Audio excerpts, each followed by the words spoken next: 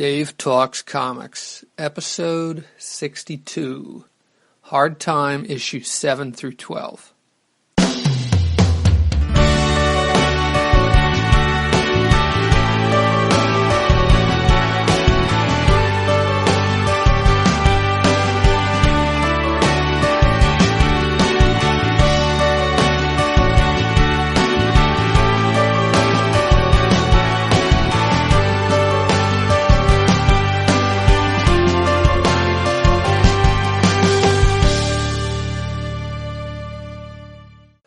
Dave Talks Comics is a program on the subjects of comic books and cartoons.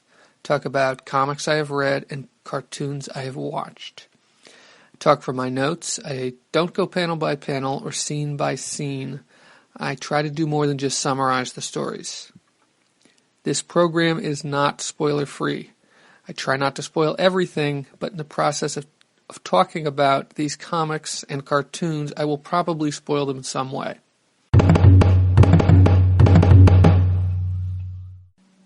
This is actually the third time I'm trying to record this.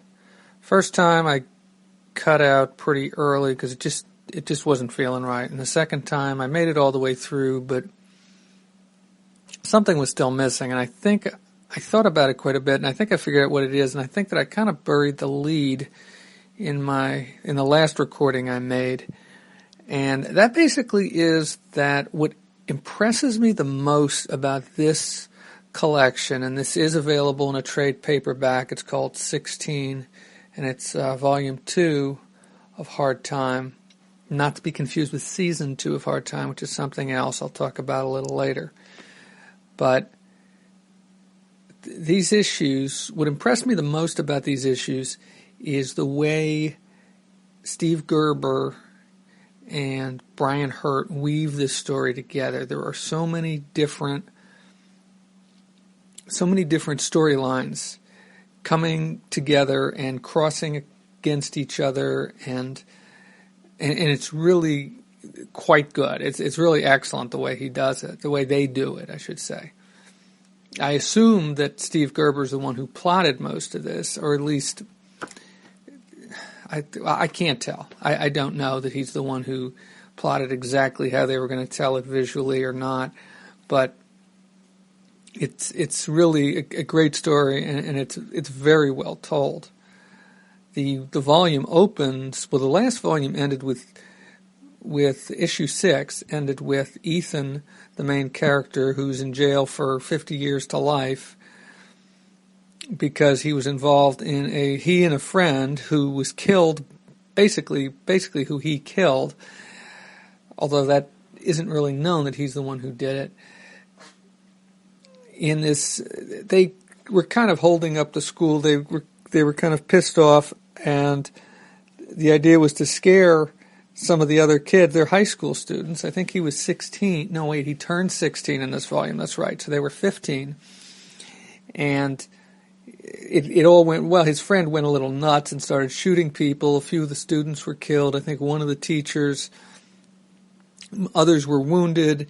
His friend ends up killing his friend basically with this ethereal form which nobody sees, and so nobody really understands how his friend got killed, but he still winds up getting arrested for it because he's the only survivor of the two people, even though he didn't fire any shots. And he ends up going to jail for 50 years to life. That all happens in the first volume, and then the rest of the first volume was him learning to live there, his run-ins with groups like the Aryan Brotherhood, with some of the other inmates. I guess the Aryan Brotherhood were the ones who were giving him the most trouble. Well, them and this minister named Gantry who dies from falling off of like a third-floor balcony right at the end of the first book, issue 6. And because Ethan had stolen supplies from the repair shop where he was working, and because he'd stolen supplies, he's put in solitary. I think they ruled that what he did was in self-defense because Gantry was trying to kill him, was going to try and set him on fire like he had set another prisoner on fire. But But Ethan was acting in self-defense, so he isn't sent into solitary for that, but because he stole supplies from this prison repair shop, he does get put away. So this volume opens with Ethan in solitary. And for like the first 2 issues of this, I believe it's the first 2 issues, he's in solitary. And at the beginning of the 3rd one, he finally gets out. So what this gives is it gives the book a little bit of breathing room, and it gives him some time to... It gives the other prisoners some time to take the lead. You also get Ethan in his cell. He spirit travels. He visits his mother, although she doesn't see him, but he sees stuff she's doing with his lawyer and the way their relationship is developing. Then you've got the other prisoners like Cindy. Cindy is a prisoner who I don't think I discussed in the previous episode where I talked about Hard Time. Oh, and that was episode 51 of Dave Talks Comics. And Cindy is a guy, but, well, I guess his body is male, but he claims he's a girl, and he's basically the girlfriend of this other prisoner named Swift, who Ethan had beaten up in the first book, in the 2nd or 3rd issue of this series. And Swift has been, really beat up badly. And Swift has been in the prison hospital since then. And he gets out while Ethan is still in solitary. And so then you have what happens to Cindy and Swift's relationship.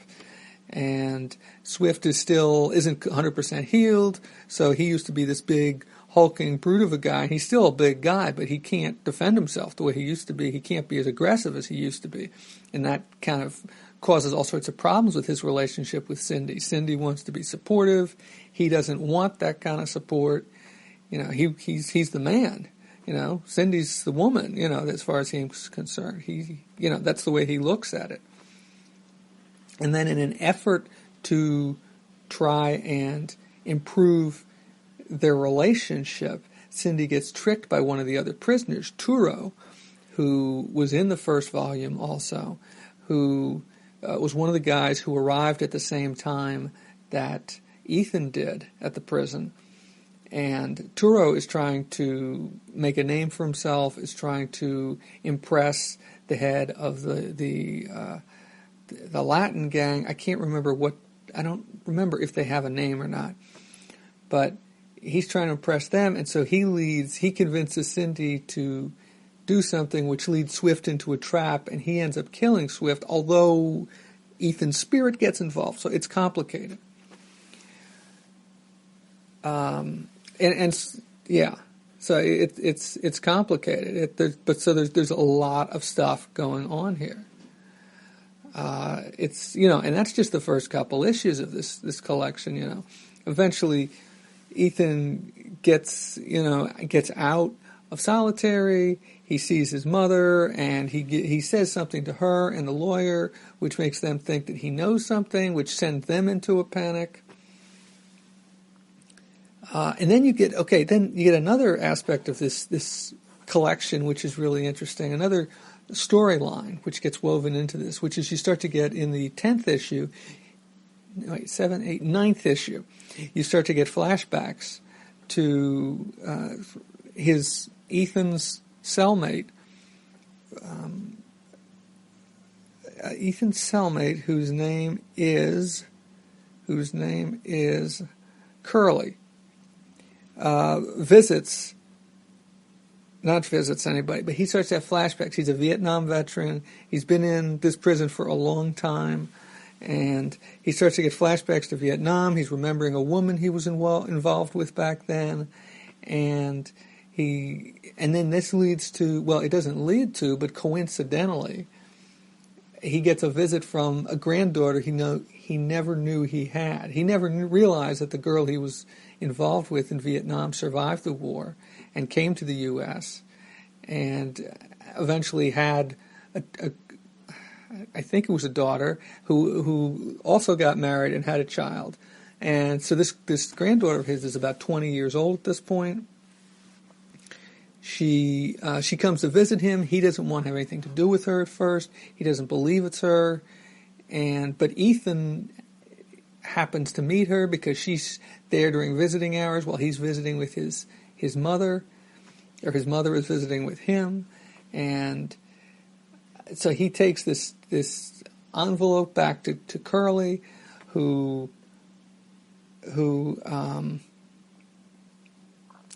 he takes this envelope back to Curly, who then, at first rejects it, and then he starts to accept it, but he never really has a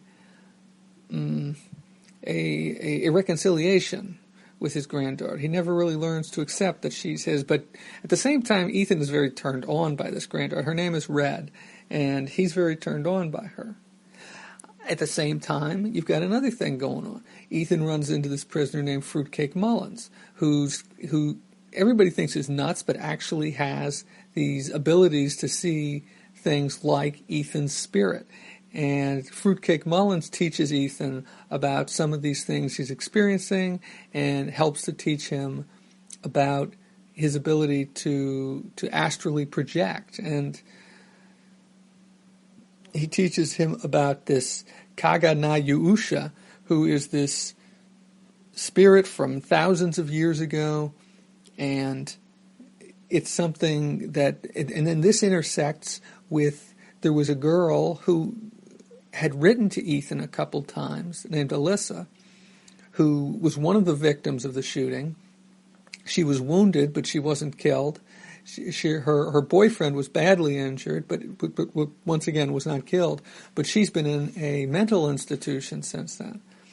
And he starts having dreams about her. At one point they have a dream where they're talking to each other, and she starts to learn about Kagana Yuusha from this woman, Mrs. Teasdale, at this mental institution. Mrs. Teasdale is another inmate at this institution, or another patient at this institution. Ethan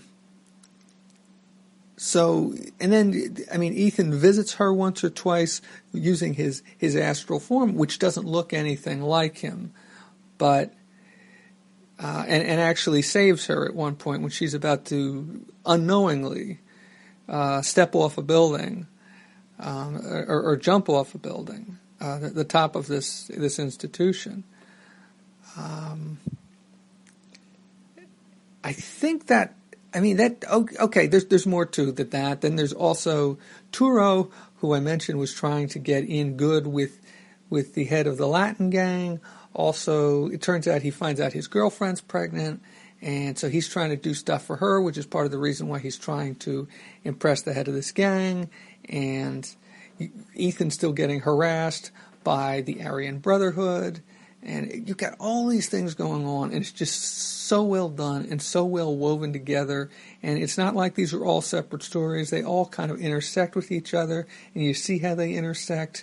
After Swift is killed, Cindy's boyfriend, Cindy ends up having to move in with Cole, who is this another prisoner who arrived with Ethan and Turo in the first collection, and you get a bit of what happens there, because Cole doesn't want to have anything to do with Cindy, and Cindy doesn't really want to have anything to do with Cole. After all, Cindy was the girlfriend of one of the members of the Aryan Brotherhood. So, and Cole is black. In case I don't think I'd mentioned that yet, at least not in this episode.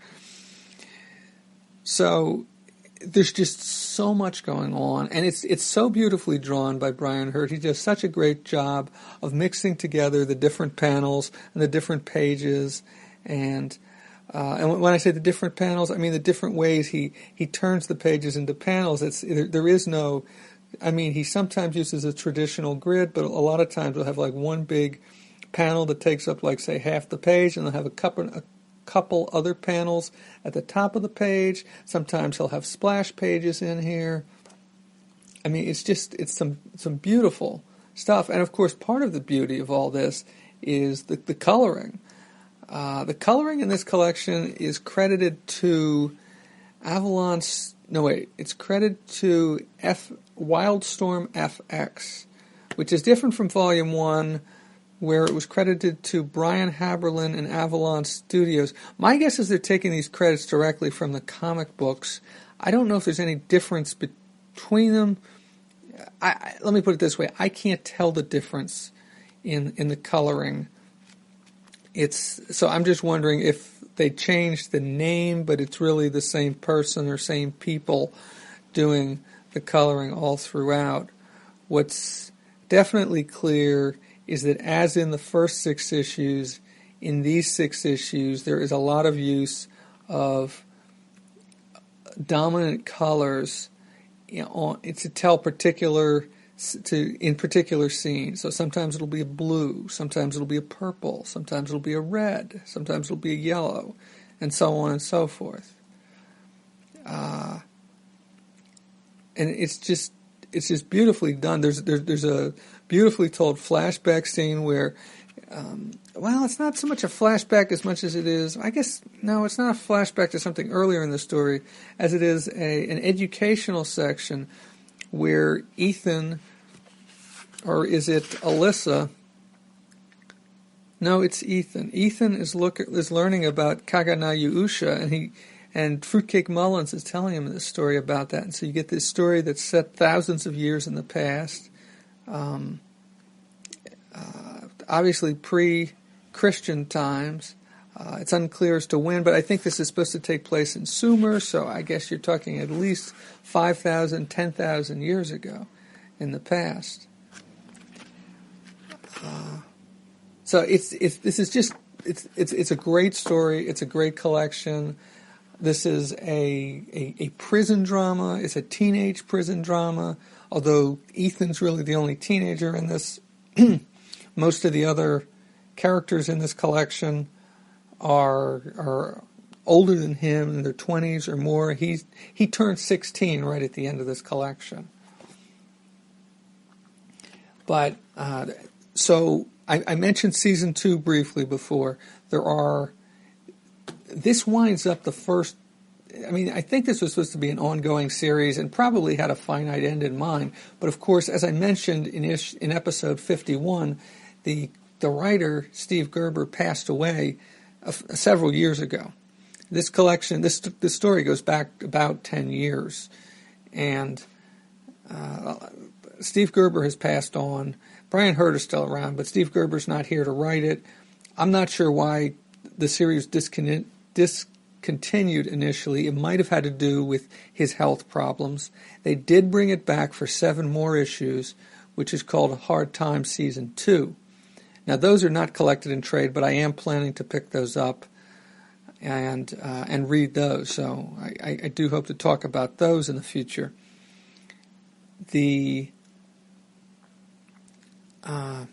But the end of this collection, the last couple issues in this 12-issue run do feel a bit rushed. So it does feel as though they were going along. They were originally believed they had more space to tell this story than they end up having, because it felt very rushed in the last 2-3 issues, as if they were really pushing a lot in there to try and get it in before it all ended. And it's a shame that they didn't have more time to tell this. But there are 7 more issues, Hard Time Season 2, which I'm planning to pick up and read. Once again, I thought this is a great read. It's a great story. It's a great drama. If you like this kind of thing, these prison dramas or teenage dramas, it's a great read. There is supernatural elements to it, but it's not a superhero story. It's not set in the DC universe, as far as I can tell. And I think that's about it. So that's it for Hard Time issues 6 through 12.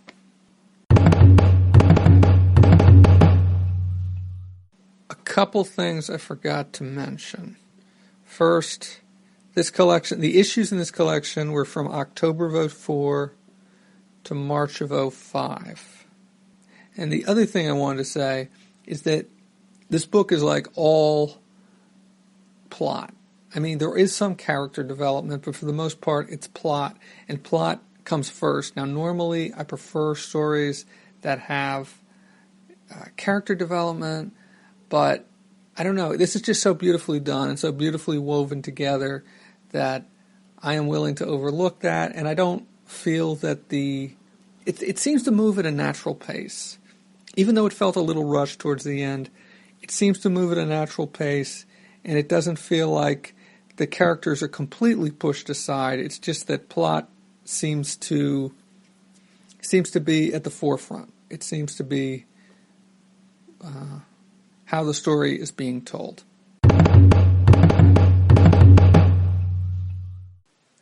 That's it for episode 62 of Dave Talks Comics. Dave Talks Comics can be found on the web at davetalkscomics.com and facebook.com/DaveTalksComics. On Twitter, at DaveTalksComics. Email can be sent to davetalkscomics@gmail.com. If you're looking for more information on comics, then I recommend trying comicbookdb.com or comics.org. For a more complete listing of websites that I use when preparing to record episodes of Dave Talks Comics, go to davetalkscomics.com and click on the links link near the top of the page. Next time on Dave Talks Comics, I will be talking about Daredevil Born Again. I'm Dave. Thank you for listening.